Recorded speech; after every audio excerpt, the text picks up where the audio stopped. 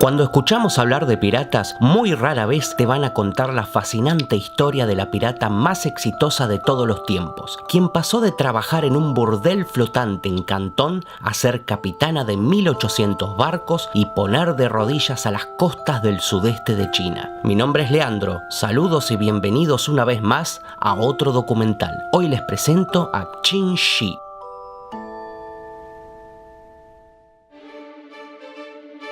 Su nombre original y su año de nacimiento exactos son objeto de debate, pero una versión aceptada es que nació como Shi Yang y que nació alrededor de 1775, calendario occidental, en la región de Cantón, China, y el nombre que le quedaría más adelante, Qin Shi, vendría a ser un equivalente a Señora Qin o Madame Qin. Como dije anteriormente, en 1801, a sus 26 años de edad, trabajaba en un característico para la época burdel flotante en la zona de Cantón, y ahí conoció al que luego sería su esposo Chen Yi, un poderoso pirata de la época que comandaba una flota de navíos, la cual era conocida como la Bandera Roja. Chen Yi estaba decidido a casarse con ella, y una versión dice que durante un saqueo de un pueblo, los piratas asaltaron el burdel y cada uno eligió por la fuerza a su futura esposa, y Chen Yi la elegiría a ella. La otra versión dice que Chen Yi era un antiguo cliente de Qin Shi y que ambos estaban enamorados. Sin embargo, en cualquiera de los dos casos, ella negociaría casarse solo con la condición de compartir el mando de la flota en partes iguales con su futuro esposo.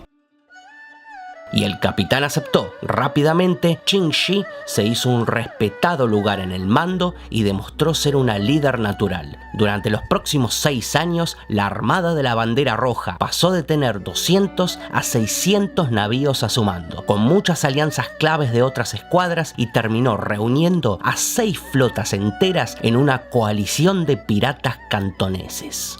En 1807, Chen Yi, con 39 años de edad, muere víctima de un tifón en Vietnam, aunque otras fuentes, como el relato de Borges en el libro Historia Universal de la Infamia, sugiere que fue envenenado. Ante esto, la posición de Qin Shi en el poder se veía comprometida. Así es como se casó con el hijo adoptivo de su difunto marido, Chang Po, y lo nombró a él jefe directo de las tropas. Chang Po era hijo de un pescador y fue capturado por Chen Yi durante una incursión en Vietnam, y a sus 15 años de edad fue obligado a adoptar la vida de pirata. Rápidamente se ganó la confianza de Chen Yi y fue adoptado por este mismo, llegándolo a convertir incluso en su heredero legal. De esta forma, el mando militar de las tropas quedaría en manos de quien las tripulaciones consideraban el heredero al mando. Qin Shi se ocuparía del verdadero liderazgo de la flota, los negocios, las alianzas y la política. Qin Shi sabía que a pesar de haber estado al mando con su anterior capitán codo a codo, el hecho de ser mujer podría traerle complicaciones y corría riesgo de volverse blanco fácil de sabotajes. Por eso no perdió tiempo, convocó a una reunión, se mostró con un traje de capitán abordado con dragones de oro y les dijo: mírenme, capitanes, su jefe estaba de acuerdo conmigo. La flota más fuerte del mundo es la que está a mis órdenes. Ha recaudado más tesoros que ninguna otra. ¿Creen que me rendiré ante un jefe hombre? Jamás. Qin Shi consolidó su posición y mandó a ejecutar a posibles opositores. Se ganó la confianza y el respeto de sus capitanes y rápidamente creció en poder. La flota bajo su mando estableció un gobierno paralelo sobre muchas aldeas costeras. El negocio creció hasta convertirse en un poderoso brazo militar que controlaba desde los mares de Corea hasta Malasia. Ni un solo barco se movía sin que Qin Shi lo supiera. Pueblos enteros de la costa trabajaban para ellos y llegaron a establecer una oficina de impuestos en Cantón, a la cual iban aquellos barcos que querían cruzar el mar de China para pagar un impuesto. Si se negaban, eran directamente saqueados y el barco entero pasaba a ser propiedad de la flota. Se calcula que en su momento de esplendor, bajo el mando de Qin Shi, habían 80.000 personas, hombres, mujeres, niños, aldeanos, comerciantes y campesinos. En China, a diferencia del Caribe, era muy común que las mujeres e incluso los niños acompañasen a los piratas en los barcos, incluso participaban de las batallas. Por esto mismo,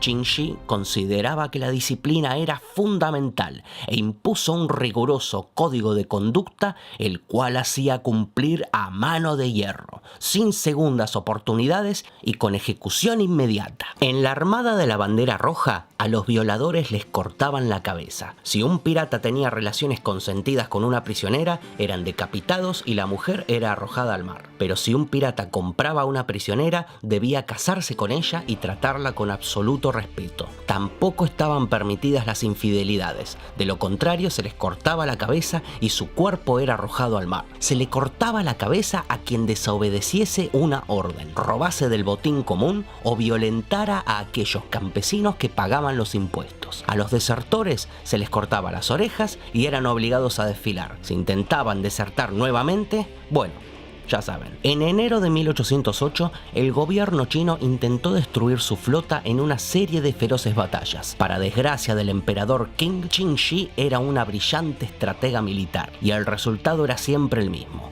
Qin Shi saqueaba y se adueñaba de los barcos del gobierno. Solo en la primera batalla, Qin Shi se apropió de 63 nuevos barcos y convenció a la mayoría de los marinos supervivientes a unirse a su tripulación. No tenía mucha opción, era esto o ser ejecutados. En un punto, el imperio chino tuvo que utilizar barcos pesqueros para seguir con las batallas. Ante esto, el emperador Qing contrató los servicios de militares navales cazarrecompensas británicos, portugueses y hasta holandeses. Durante 2 años se dieron a lugar diversos ataques a la flota de Qin Shi con poco y nada de éxito. Después de batalla tras batalla perdida, Qing cambió de táctica. En lugar de intentar derrotar a Qin Shi, le ofreció una amnistía a ella y su organización, a cambio que cesen con sus actividades criminales. Qin Shi, como buena negociadora, rechazó en un principio este ofrecimiento. En septiembre y noviembre de 1809, la flota de Qin Shi y Chang Po sufrió una serie de derrotas infligidas por la armada portuguesa y no había manera que pudieran ganar siempre. Ella sabía que en algún momento la situación iba a desbordarse. En su batalla final, en enero de 1810, se rindieron a la armada portuguesa y se presentó Qin Shi inesperadamente ante el gobernador de Cantón con el fin de negociar los términos de su rendición.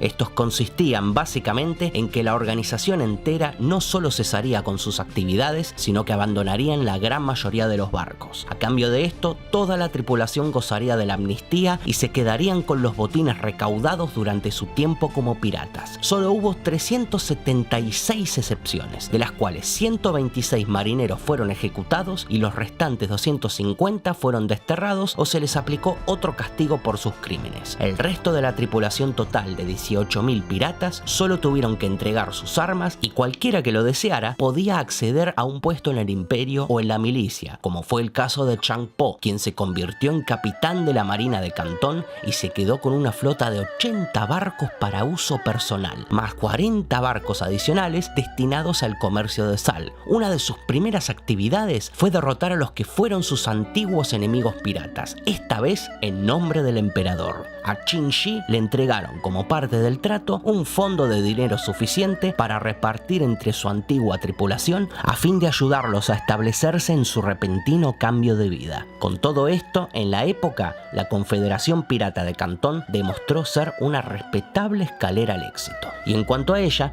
no solo se quedó con toda su fortuna acumulada en sus aventuras, sino que adquirió un título noble por decreto imperial, pasando a formar por decreto parte de la aristocracia. Qin Shi fue la pirata más exitosa de todos los tiempos. Tuvo a su mando la flota más temida de Asia en la época y su inteligencia no solo le dio poder y respeto, sino que se las ingenió para salir de la vida delictiva sin terminar siendo colgada ni perseguida. Manejó durante mucho tiempo el comercio de la sal luego de la muerte de su esposo Chang Po durante una batalla, y más adelante abriría su propio burdel, el cual administró hasta su muerte a la edad de 69 años. Durante este tiempo tuvo al menos un hijo y varios nietos. Tan solo imagínense las historias que le contaba esta abuela a sus nietos. Si pasaste un buen rato mirando este video y te gusta el contenido que hago, te pido que me des una mano compartiéndolo y dándole like.